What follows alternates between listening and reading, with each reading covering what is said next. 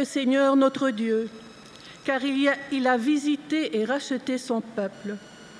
Le Seigneur a fait connaître son salut. Il a révélé sa justice aux yeux des nations. La lumière s'est levée pour le juste et la joie pour l'humain au cœur droit. Car il est notre Dieu, Père, Fils et Saint-Esprit, de toute éternité et pour toute éternité. Sa présence, sa grâce et son amour sont avec nous. Bienvenue à toutes et à tous pour ce culte du dimanche 11 janvier. Nous prions au moment d'ouvrir ce culte. Ô Dieu d'amour, parfois nous n'avons pas la force de venir à toi. Certains jours, nous n'avons pas le courage de partager notre foi. Souvent, nous ne voulons pas entendre les défis offerts par ton message. Interviens dans nos vies lorsque nous en avons besoin et aide-nous à nous tenir debout pour faire face à notre destin. Amen. C'est le cantique de la page 488, le 35-15. 488, 35-15. Les strophes 1 et 2.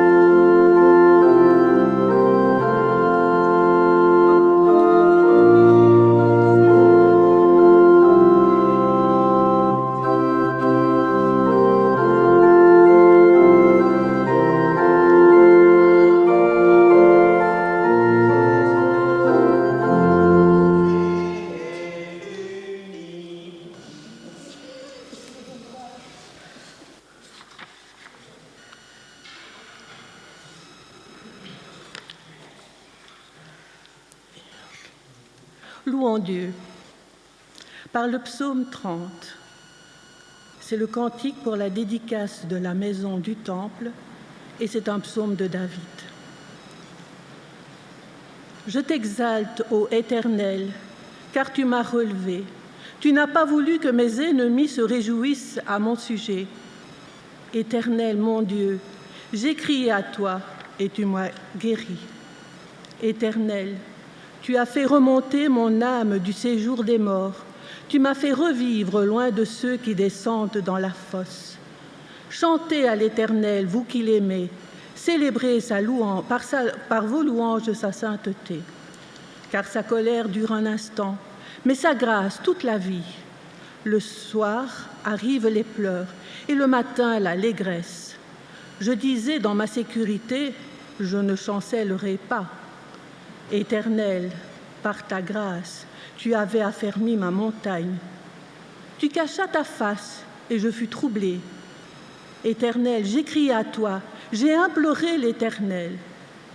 Que gagnes-tu à verser mon sang, à me faire descendre dans la fosse? La poussière a-t-elle pour toi des louanges? Raconte-t-elle ta fidélité? Écoute, Éternel, aie pitié de moi. Éternel, secours-moi. Et tu as changé mes lamentations en allégresse, et tu as délié mon sac, et tu m'as ceint de joie. Afin que mon cœur te chante et ne soit pas muet, Éternel mon Dieu, je te louerai tout le temps. Parole du Seigneur. Et nous poursuivons par le cantique de la page 230, le 2101. 230, 2101.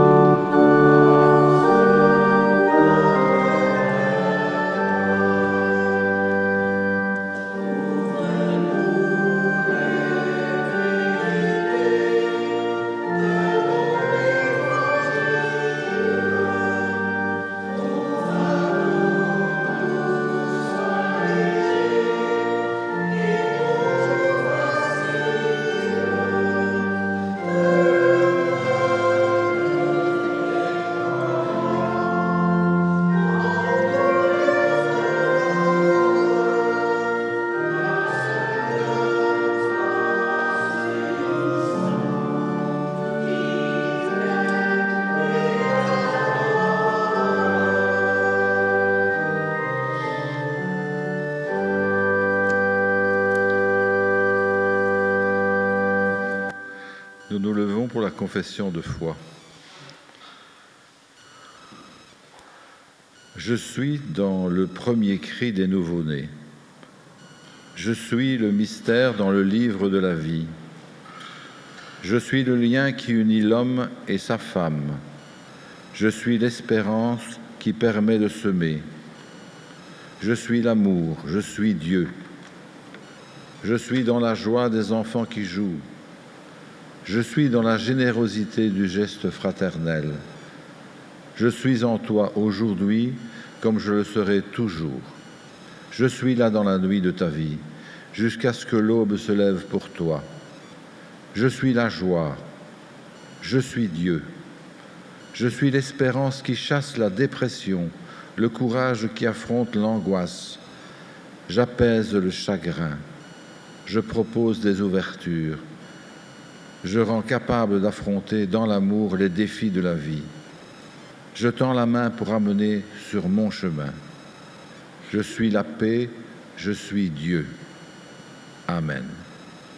Nous chantons au cantique 41-35, nous t'adorons, nous t'aimons, à la page 611.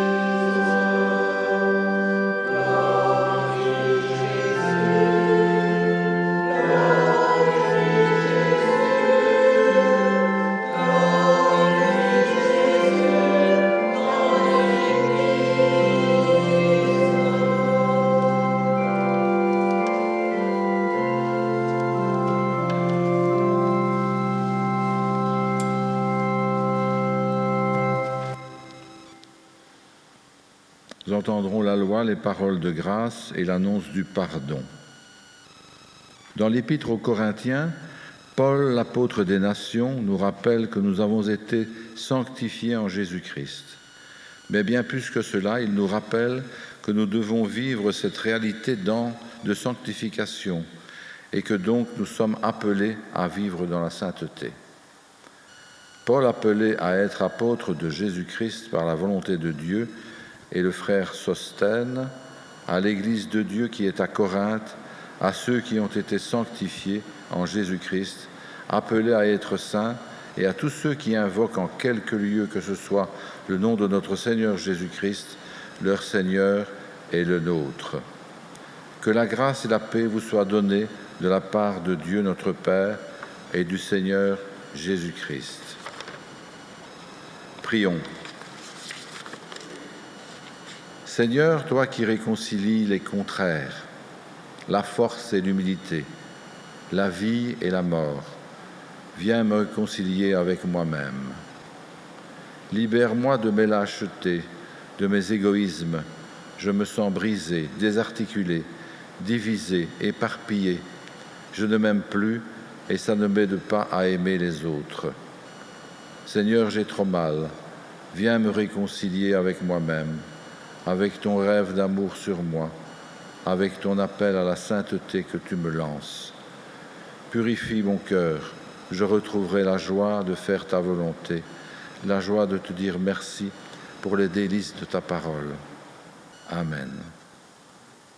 La réconciliation, c'est lorsque l'amour et la vérité se rejoignent. L'amour et la vérité se rencontrent. La justice et la paix s'embrassent. La justice et la paix s'embrassent encore. La vérité germe de la terre et la justice se penche du haut des cieux. Oui, le salut de Dieu est proche. L'amour, la vérité, la justice et la paix sont définitivement rencontrés en Jésus-Christ. Par son amour, il nous pardonne. Par sa vérité, il nous libère. Par sa justice, il nous sauve. Par sa paix, il nous bénit. Chantons maintenant au cantique 31-22 à la page 332, quand s'éveilleront nos cœurs.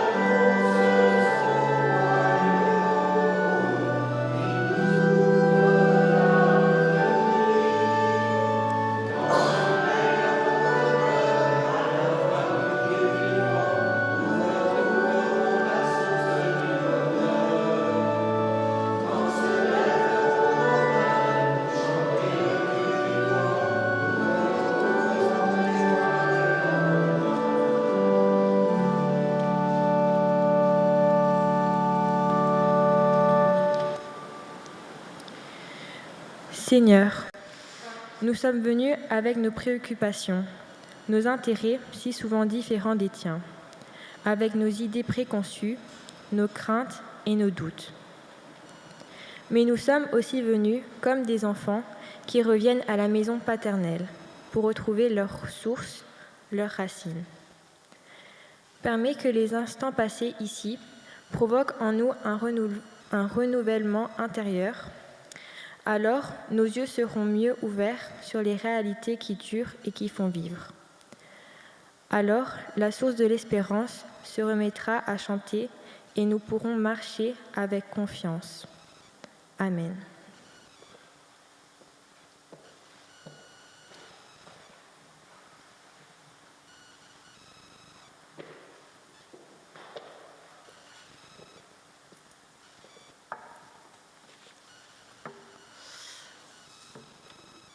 Ouvrons l'Écriture et notre première lecture nous mène dans Ésaïe, chapitre 49, les versets 5 et 6.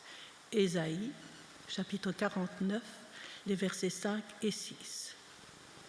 Maintenant l'Éternel parle, lui qui m'a formé dès ma naissance, pour être son serviteur, pour ramener à lui Jacob et Israël encore dispersé, car je suis honoré aux yeux de l'Éternel, et mon Dieu est ma force.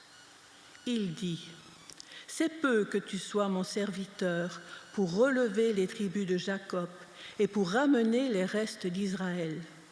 Je t'établis pour être la lumière des nations, pour porter mon salut jusqu'aux extrémités de la terre. »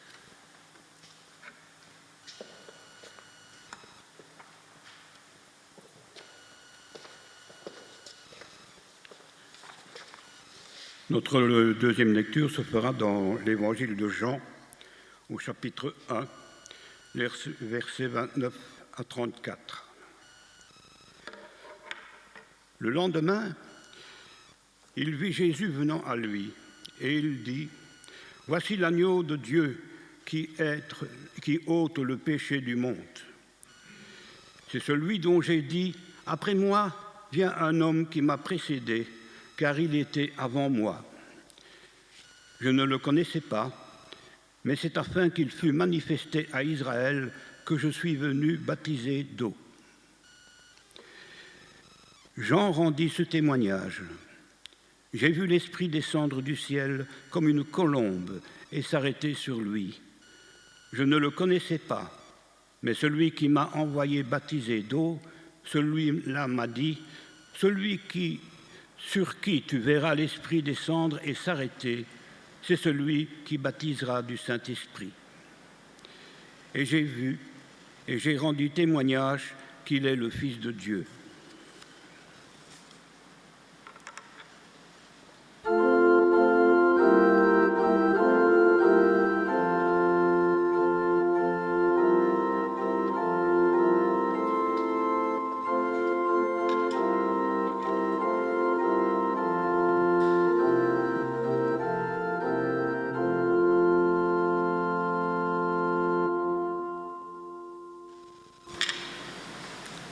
L'Évangile, selon Jean, nous parle du baptême de Jésus d'une manière très particulière.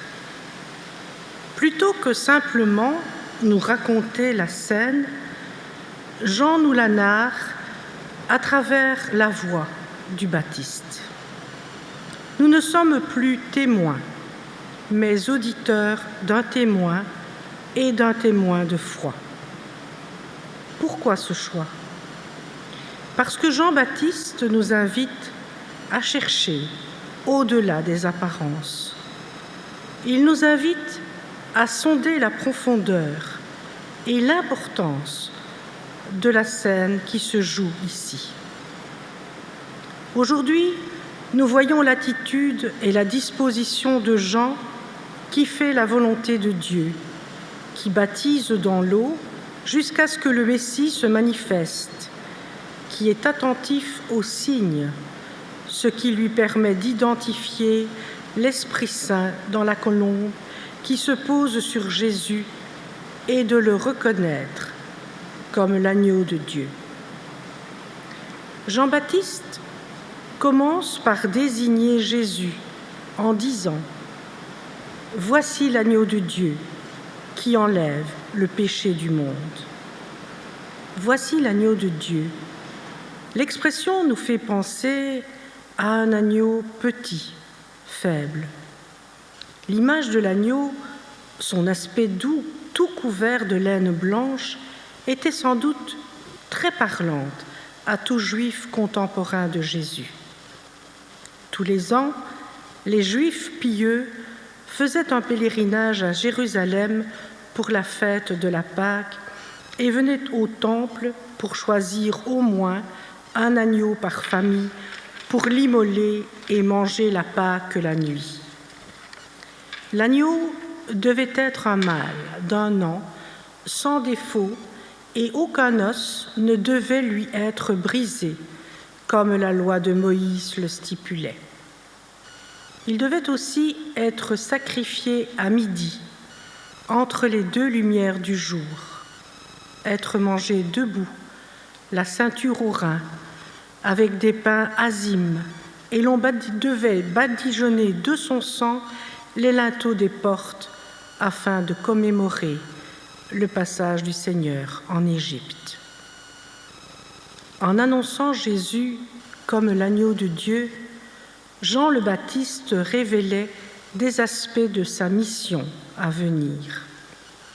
Il faut comprendre que sous ce vocable « agneau de Dieu », Jésus est reconnu comme celui qui est la victime innocente dont l'assassinat, la mort scandaleuse, révèle et dénonce la violence qui anime la société humaine. Toute sa vie, toutes ses paroles, toutes ses actions ont été porteuses de libération, de réconciliation et de fraternité. Oui, Jésus a été celui qui ne ménage pas sa peine et use sa vie pour libérer l'homme de ses servitudes, pour remettre debout et en marche ceux qui ne pouvaient plus se dépêtrer de leur paralysie. Il a été celui qui brise les barrières érigées par les puissants au mépris du peuple, des pauvres et des petits. Et cela l'a conduit à la mort, traîné à l'abattoir, homme de douleur. Jésus, c'est l'agneau de Dieu brisé du vendredi saint. Jésus, l'homme Jésus, se reconnaît faible devant Dieu. Il est comme chacun de nous, solidaire de la fragilité, de la faiblesse, de la misère humaine. Il est comme nous, solidaire de l'humanité engluée dans son péché, dans sa volonté de puissance, dans son orgueil. Et nous voyons trop bien dans notre monde combien cette volonté de puissance mène au désastre. Désastre écologique, désastre moral, désastre humain, désastre politique, désastre diplomatique où les petits sont écrasés par les puissants.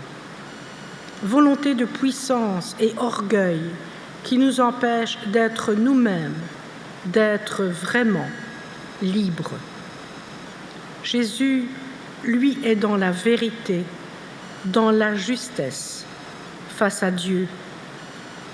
On peut lire dans le texte qu'il enlève le péché du monde. Par sa solidarité jusqu'à la mort même avec les hommes, les pauvres humains que nous sommes, par sa fraternité avec tous les paumés et les pécheurs, par son attitude filiale envers Dieu, il sauve le monde. Il nous ouvre un avenir, il nous révèle à nous-mêmes notre être véritable, caché sous une couche plus ou moins épaisse et lourde de ce qu'il faut bien appeler notre péché. Il nous dévoile que nous sommes comme lui, avec lui, fils de Dieu. Il nous donne de découvrir que l'Esprit de Dieu est descendu sur nous et demeure avec nous pour vivre en homme libre et heureux. C'est ce témoignage du Baptiste que nous livre ce passage des Évangiles. Ce témoignage a marqué le point de départ de la foi en Jésus, Messie et Fils de Dieu. C'est pourquoi beaucoup de peintres ont représenté Jean-Baptiste l'index pointé vers Jésus, comme pour répéter à chaque génération de croyants ce qu'il disait à ses contemporains. Voici l'agneau de Dieu qui enlève le péché du monde. Et aujourd'hui, nous pouvons nous dire que nous n'avons pas vu Jésus dans sa chair. Nous n'avons pas même côtoyé ses premiers témoins, mais il nous faut avoir la foi. Jésus affirmera « Heureux ceux qui croient sans avoir vu ». Nous recevons aujourd'hui le témoignage du Baptiste. Ce témoignage du Baptiste nous offre la possibilité de rencontrer Dieu en son Fils. Ainsi, dans une foi en continuelle conversion, nous sommes invités à passer de l'ignorance au témoignage, de la méconnaissance à la reconnaissance de son œuvre, à passer d'un « et moi, je ne le connaissais pas » à « j'ai vu et je rends témoignage ». Nous sommes invités à le faire, mais nous pouvons nous demander en notre âme et conscience, qu'en est-il de nous aujourd'hui?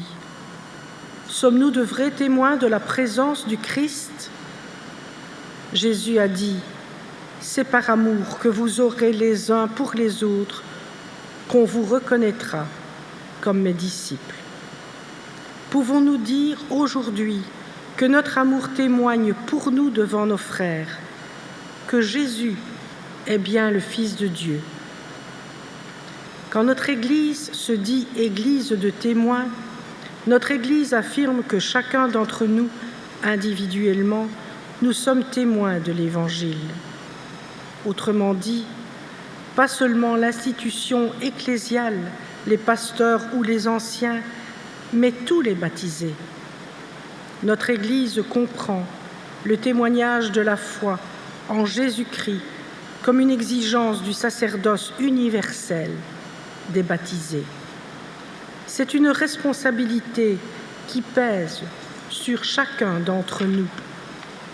Du coup, se pose à nous une question de poids. Comment allons-nous nous y prendre pour témoigner? Voilà la condition d'un témoignage véritable. Parler de son expérience personnelle, sans faux semblant, sans vantardise, sans se mettre en avant, mais sobrement, avec pudeur. En parler comme de la rencontre avec un autre plus grand que soi, comme d'une grâce imméritée. Jean-Baptiste nous invite à proclamer, comme lui, que Jésus est l'agneau de Dieu. Ce témoignage n'est pas seulement verbal, il se manifeste dans notre manière de vivre, de pardonner et de porter la paix autour de nous. En ce temps de Noël, nous sommes appelés à devenir des témoins vivants de cette lumière et de cet amour qui ont pris chair en Jésus. Comme Jean le Baptiste, prenons le temps de contempler Jésus et de laisser cette rencontre éclairer nos vies. Plus nous le reconnaissons comme l'agneau de Dieu, plus nous pourrons partager la joie de son salut avec ceux qui nous entourent. Oui, chers frères et sœurs, puissions-nous dire, le cœur gonflé d'espérance, comme une proposition pour le monde entier, nous avons vu, nous avons cru, et c'est pourquoi nous témoignons. C'est lui, Jésus, le Fils de Dieu, notre Sauveur. Voici l'agneau qui ôte le péché du monde. Amen.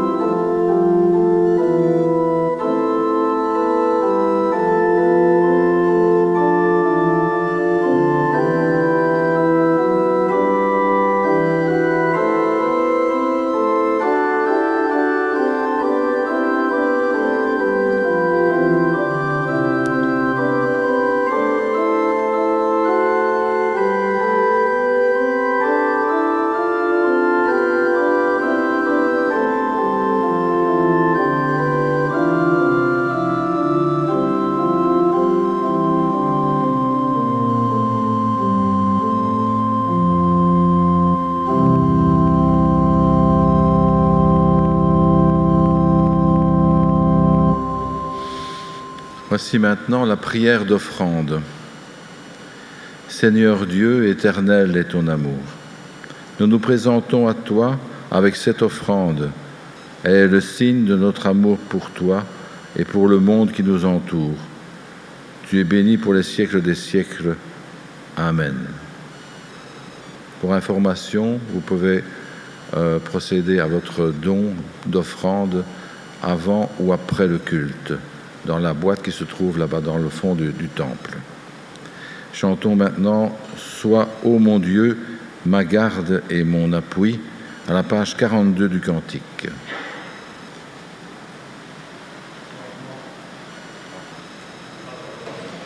C'est lequel ?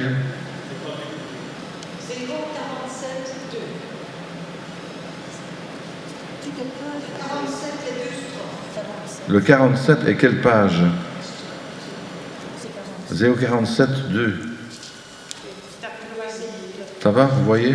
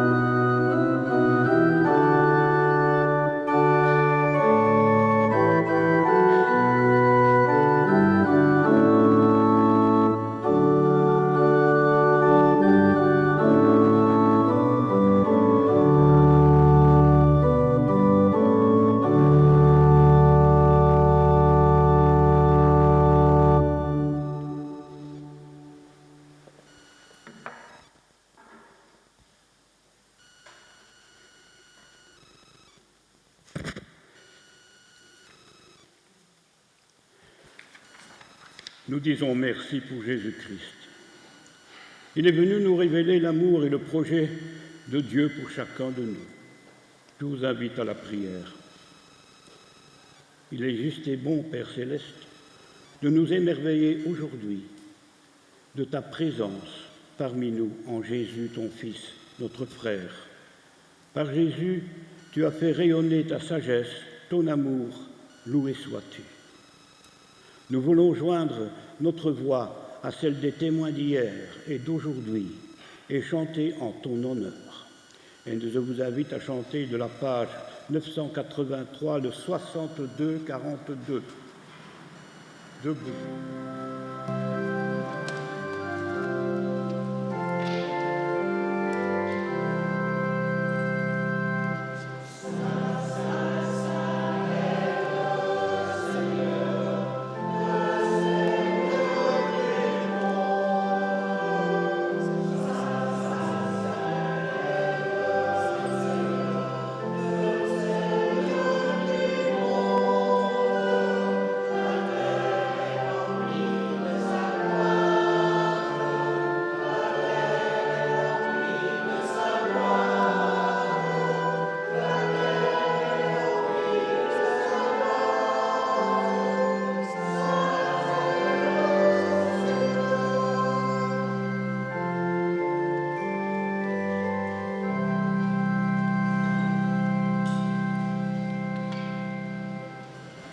Quand l'heure fut venue, Jésus se mit à table avec les apôtres.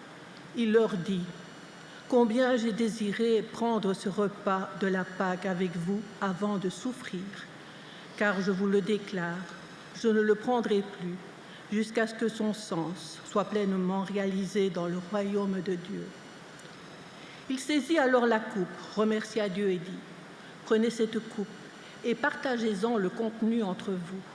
Car je vous le déclare, dès maintenant je ne boirai plus de vin jusqu'à ce que vienne le royaume de Dieu. » Puis il prit du pain, et après avoir remercié Dieu, il le rompit et le leur donna en disant : « Ceci est mon corps, qui est donné pour vous. Faites ceci en mémoire de moi. » Nous prions. Nous faisons mémoire, Père saint et juste, de la vie et de l'œuvre de ton Fils, de sa passion et de sa mort en croix, de sa résurrection d'entre les morts et de son ascension à ta droite. Et nous attendons le jour où il viendra dans ta gloire.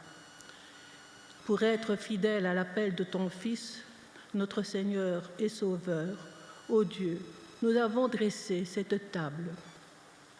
Nous te supplions maintenant de nous envoyer l'Esprit Saint pour être à même de reconnaître dans ce pain et dans ce vin le corps et le sang de ton Fils bien-aimé, qu'en les recevant avec foi, nous soyons nourris de sa vie.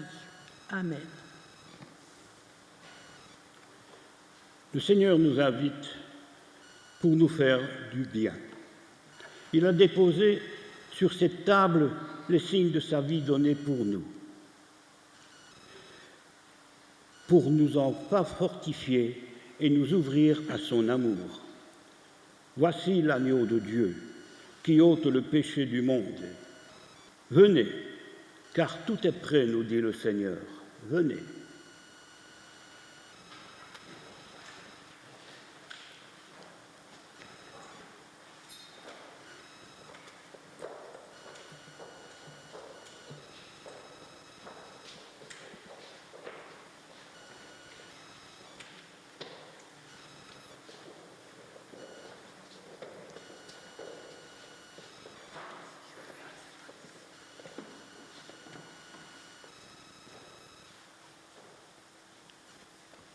Le pain que nous rompons est la communion au Seigneur Jésus-Christ et à son évangile.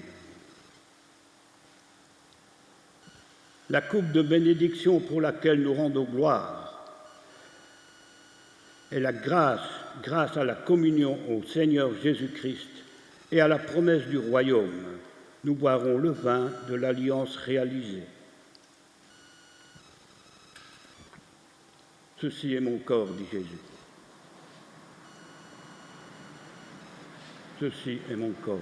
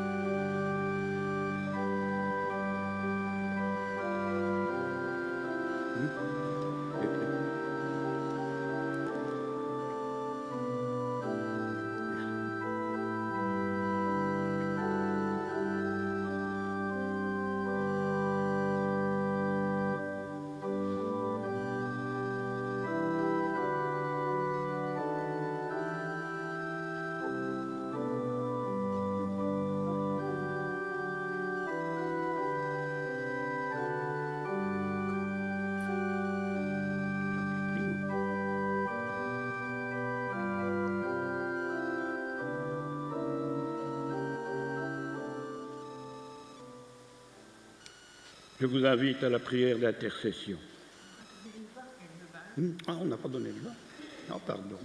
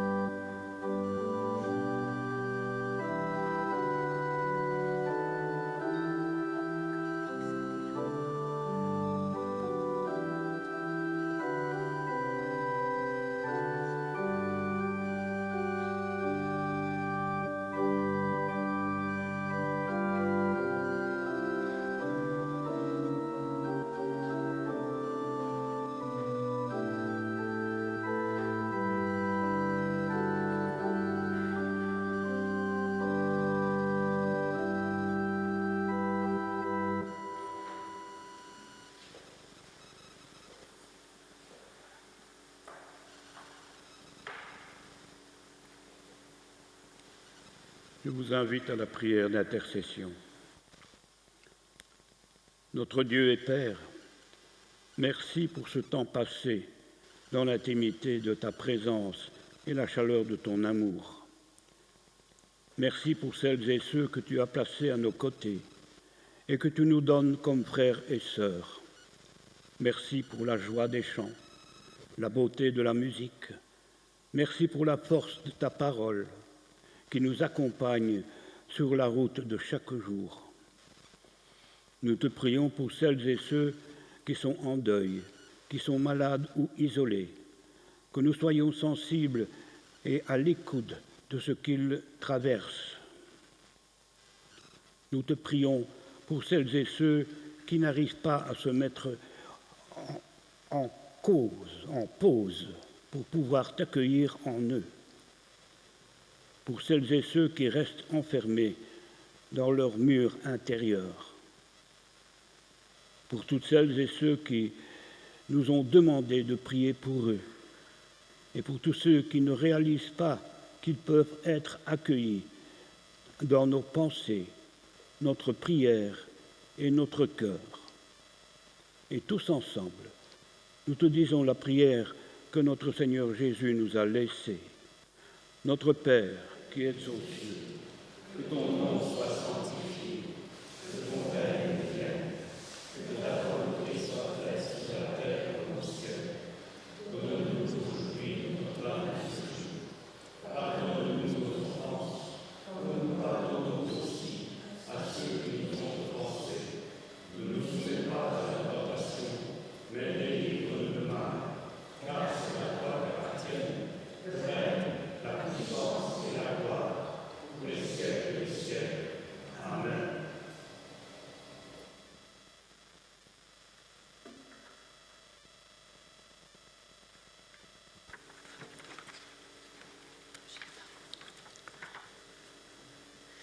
La grâce et la paix vous sont données de la part de Dieu. Allez dans la grâce et dans la paix du Christ. J'ai quelques petites annonces, bien sûr. Et à la suite de ces annonces, il y a autre chose. La manne de Noël est toujours là, jusqu'aujourd'hui. La semaine prochaine, elle sera là-bas, au début du temple, mais il y aura toujours une manne pour Ésope. Le second tronc de ce jour est destiné à la mission contre la lèpre. Alors, quelques dates. Ce dimanche, 11 janvier, à l'église du marché au grain, aura lieu à 15h un culte festif de transfert de présidence. La pasteure Isabelle de Tavernier-Blomart succédera au pasteur Stephen Feucht. Effectivement, depuis le 1er janvier, ils sont déjà en train de travailler ensemble à le passage. Et je sais que Stephen Feucht va accompagner Madame de Tavernier pendant un certain temps. Il va l'aider en tout cas. Quoique il avait envie de se reposer aussi. Le jeudi 15 janvier, il y aura une pastorale à Tournai. On essaiera d'avoir des nouvelles de la pastorale, mais ça on en reparlera plus tard. Samedi, le 17 janvier, à 9h, assemblée de district à Jemappes. Et je suppose que cette assemblée va être quand même assez importante. La reprise du caté est prévue le 23 janvier à 17h. La semaine de prière pour l'unité des chrétiens débute en théorie le 18 janvier 2026 avec la célébration à partir du 21 décembre à 21 janvier, 21, 22 et 23 janvier à 19h ici. 20, 21, 22. Ah bon, ok. Donc les 20, 21 et 22 janvier dans la salle ici, dans notre salle annexe, à partir de 19h. Et la célébration œcuménique se déroulera le 24, c'est bien ça, 24 janvier, le samedi 24 janvier à l'Armée du Salut à partir de 17h. Vous pouvez avoir tous les détails affichés dans la salle. Et les membres du consistoire des paroisses du pôle 1, donc Boussu, Dour, Carnion, se réuniront le 27 janvier à 19h au temple de Dour. Quelques nouvelles de notre pasteur. Notre pasteur a été gravement malade. Il est toujours à peu, il n'en est pas encore sorti. Cette semaine, à partir de demain, il va subir une série d'examens pour mettre au point et voir comment ça marche. Je l'ai eu au téléphone, ça avait l'air d'aller mieux, il est positif et il espère être avec nous bientôt, mais je lui ai dit quand il sera guéri. Il ne faut pas qu'il fasse d'imprudence. Donc, nous sommes patients et nous restons patients, mais il nous reviendra, vous inquiétez pas. Voilà. Je ne sais pas à quelle date, mais on verra. Autre chose maintenant, vous allez voir sur l'écran et écouter une initiative du pasteur Lucien Philippe Barrebois. C'est plus qu'une initiative parce que c'est lui qui a fait une création. Il a créé une vidéo. Réveille-toi, borinage. Vidéo qui est un outil utile pour l'évangélisation. Et je fais signe à Laurent qui va vous diffuser cette vidéo. Regardez et écoutez.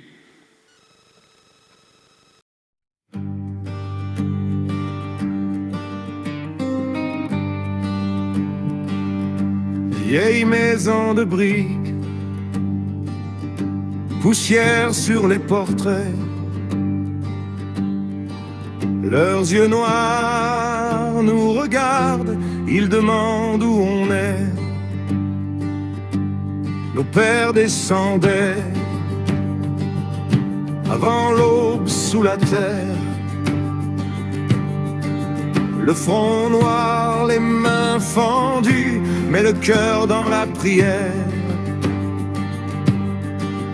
Une lampe sur le casque et la croix contre la peau. Ils portaient tout le borinage dans leurs doigts brûlés de charbon.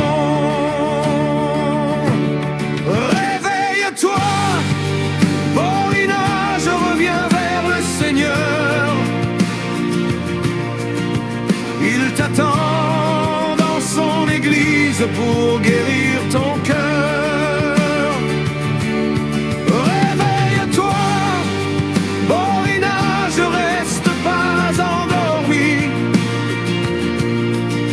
La foi de nos pères t'appelle, reviens à la vie. Les fils marchent en surface, les poches pleines, l'âme vide. Ils ont vendu l'espérance pour des écrans qui les divisent. On rit des vieux chapelets, on oublie d'où l'on vient, mais sous les pavés de nos rues, leurs murmures disent encore viens. Réveille-toi, Paulina, je reviens le Seigneur. Il t'attend dans son église pour guérir ton cœur. Réveille-toi, Paulina, je ne reste pas endormi.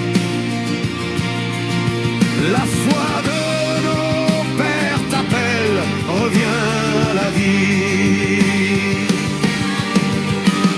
J'avoue, tu te souviens des processions, des cloches qui coupaient le vent du nord, des bancs polis par des générations qui déposaient leur fardeau plus fort. Ce n'est pas une prison, c'est une maison qui t'attend. Pousse la porte, prends ton pardon comme eux. Reviens vivant. Réveille-toi, Paulina, je reviens vers le Seigneur. Il t'attend dans son église pour guérir ton cœur. Réveille-toi, Paulina, je reste pas endormi. La foi de nos pères t'appelle, reviens à la vie. La foi de nos pères t'appelle, reviens à la vie.